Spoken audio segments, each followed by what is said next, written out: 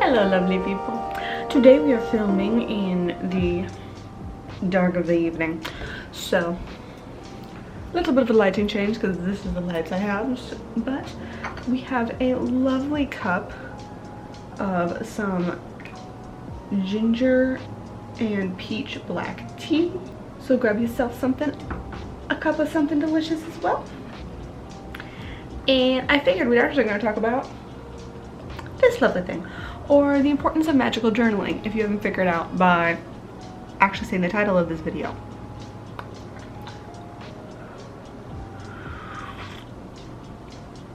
Lovely. So the reason I figured I'd make a video about this is because this is my mirror book here, and I regard a mirror book as a place that it's a magical journal. It is a place where I record the weird instances, the signs, the things that just pop up for me when it comes to my craft, my spirituality, all of that. I don't know, journaling when it comes to my more mundane life, I have never been the type of person to keep a diary and then actually look back at it. I see no purpose in it. If anything, it gives me more of that like, feeling like, oh my god, I did like secondhand embarrassment for myself and what I was doing back in the day. You know what I mean? Whereas with my magical path though, I find it very fascinating to look back on what my thoughts were spiritually, what was the things that I did at the start of my craft, what was all of the things that over time changed and shifted, and possibly did I have a thought that needed to be expanded upon later. And magical journaling is fantastic for me in this sense because I recently was rereading an entry that I made back when I was in Arizona. Me and my family had taken a trip up to Sedona, and if you don't know what Sedona, it's a very more spiritual centric place, lots of crystal shops, lots of just, you know, new agey things you can pick up there. And also there is considered a nexus of sorts. There is a certain location where it's supposed to be a accumulation of energy, a crossroads. I didn't look into it all that much, but me and my family were going to at least go drive near it and maybe hike around the area, just a smidgen. It was interesting to me how my memory of this was I went to the nexus place, I walked around it, and I didn't really pick up any energies. I didn't really feel anything. It just didn't connect with me. Wasn't a thing. I wasn't really expecting it to. I'm not one for the nature when it comes to the desert. So even if I was on a higher plateau, I was kind of in doubt. But then, reading through the journal, I noted that after visiting the Nexus, got into the car and suddenly felt extremely exhausted, so drained. Like, you know when like you're a little tired and you're like, oh, I could try to take a nap. I'm not talking about that. I'm talking about the type of exhausted where you are trying your best to stay awake and there is no physical way for you to keep your eyes open. And I went from like doing fine to suddenly like, no, I am so like, I just need to nap. And I passed out in the car like within minutes of buckling my seatbelt after visiting this thing. Curious that I remember and also regarded in the journal that the Nexus seemed to have no effect on me.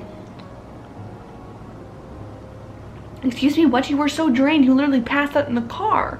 I'm like thinking back on it, I was like, oh yeah, I was extremely tired, but I didn't attribute that to the Nexus at the time. And I think the reason my perspective of this has changed, and I do attribute it to that, is because I have noticed that, yes, this year has been very stressful. And yes, that could make me more sleepy, probably stress me out, probably mean I'm not getting as much quality sleep in my bed as I should. But also, I think a lot of people have talked about how this year is a tower year for our society. Like, we needed to tear some fucking shit down. It's been going on for a long ass time. And it's only just now that we're really focusing on it and actually doing something about it. So yeah, that's why it feels more chaotic. But really, I think we are going through a huge shift. And I think these are all been markers for us as a society to go, hey, you're on a certain energetic path. Do you want to scooch it in a different direction? Kind of how I talked about my changing fate video, how we've all kind of been shown without anything else that yeah, it's in danger, y'all. You need to move. Like, this is not good. We're in the bad place. Like, if we want a different energetic future, we should shift some things around. And I think a lot of that comes down to that there has been a shift going on. I have felt at many times very randomly where I feel like I have gotten a good night's sleep, and I'm stressed given the times, but I'm not like overly stressed. It's not like the times when COVID first started happening and I was constantly worrying about quarantining and what does it mean, and like we didn't know that much. You know, I've gotten into the habit of that. It wasn't when the protests were first starting and it was like, okay, what do I do? How do I step up? How do I, you know, I'm not like overly fixating on any certain thing that would cause me stress. I'm just noticing that suddenly I'm going through my life, checking off the things I need to check off, seeing where else I need to apply myself, and then I suddenly, out of nowhere, at random times of the day, get extremely tired and I need to lie down.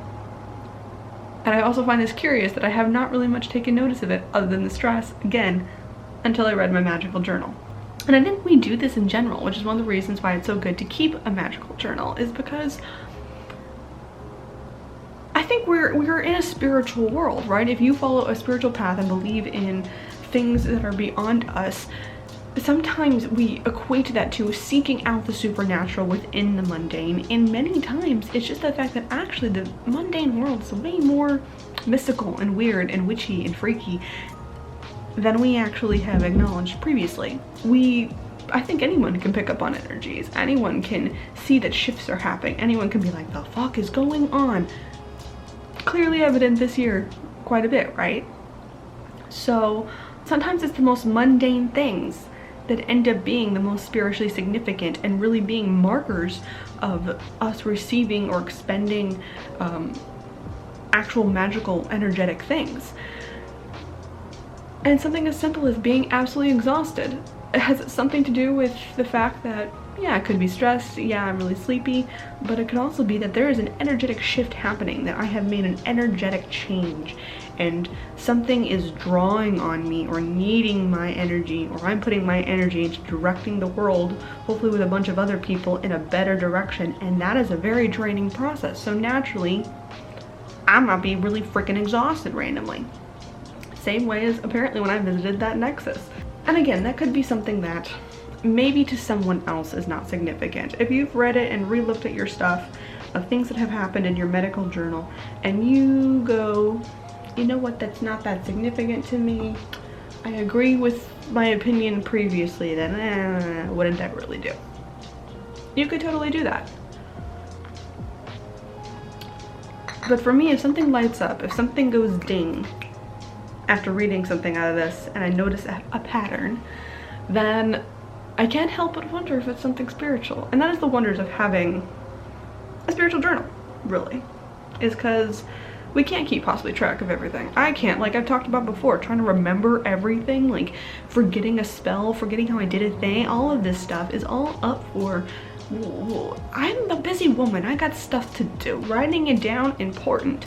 And I think there is this huge emphasis, especially with witchcraft and stuff, on things like grimoires or a spell book, or, you know, there is this magical journal. And I think then in the new age or like self-help community, we have a whole lot of like a journal to write down your to-do lists and to better yourself, a little bit of bullet journaling, you know what I mean? But very rarely, I don't know, maybe that's just me personally from what I have not seen of people talking about. I don't really see many people constantly talking about a journal where they're literally just kind of word vomiting on, like I do in my mirror book, about a specific topic, to get it out of their head, and then to also look back upon and see if there is possibly something more energetic and magical happening within an instance.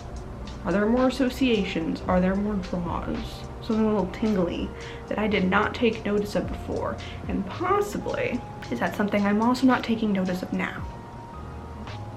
Anyway, have you guys ever noticed that? Do you still keep magical journals? Have you kept a magical journal through this year of the year 2020? Have you noticed certain drains or certain energetic moments or things that you feel are pulling us through? Or maybe do you not feel like a magical journal is necessary, and no point, whether it's a mirror book, a grimoire, or what have you. Whatever you call your wonderful books. And since this is part of Youtober, I will see you guys in the next video tomorrow. Bye-bye.